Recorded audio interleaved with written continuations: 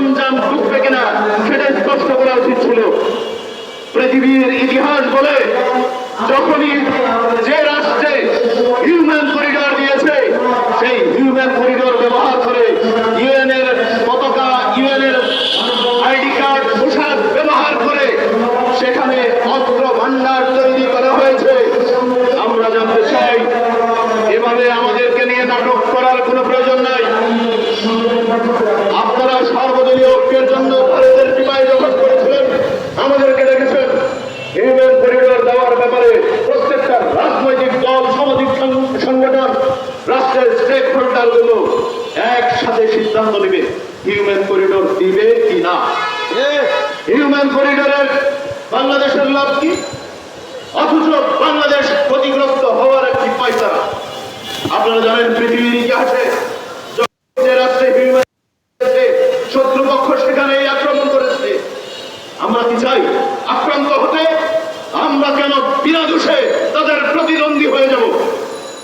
আমাদের কি সমস্যা? আমরা কারো প্রতিদ্বন্দ্বী হতে চাই না।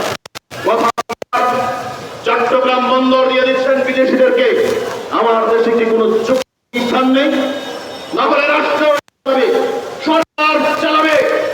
যদি কোনো চুক্তি স্থান না থাকে, আমার দেশের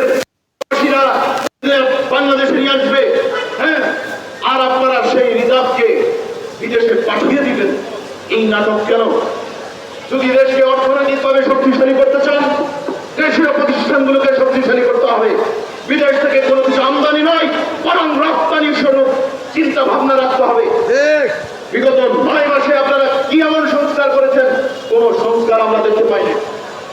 সংস্কারের নামে আপনার গাড়ির ভাড়া বন্ধ করার চেষ্টা করেছেন, পলিথিন বন্ধ করার চেষ্টা করেছেন। রাষ্ট্রের সব থেকে মূল সমস্যা যেটা, সেই সমস্যাই আপনারা পরিবর্তন করতে পারেন নাই। আইন শৃঙ্খলা বাহিনীর কোনো উন্নতি হয় নাই, পরিবর্তন করার চেষ্টা করেছেন। পোশাক, দেশের অর্থনীতির কোনো পরিবর্তন হয় নাই, পরিবর্তন করার চেষ্টা করেছেন। মালিকানা, এগুলো দিয়ে রাষ্ট্র পরিচালনা হয় না। কথা শেষ, একদম পরিষ্কার কথা।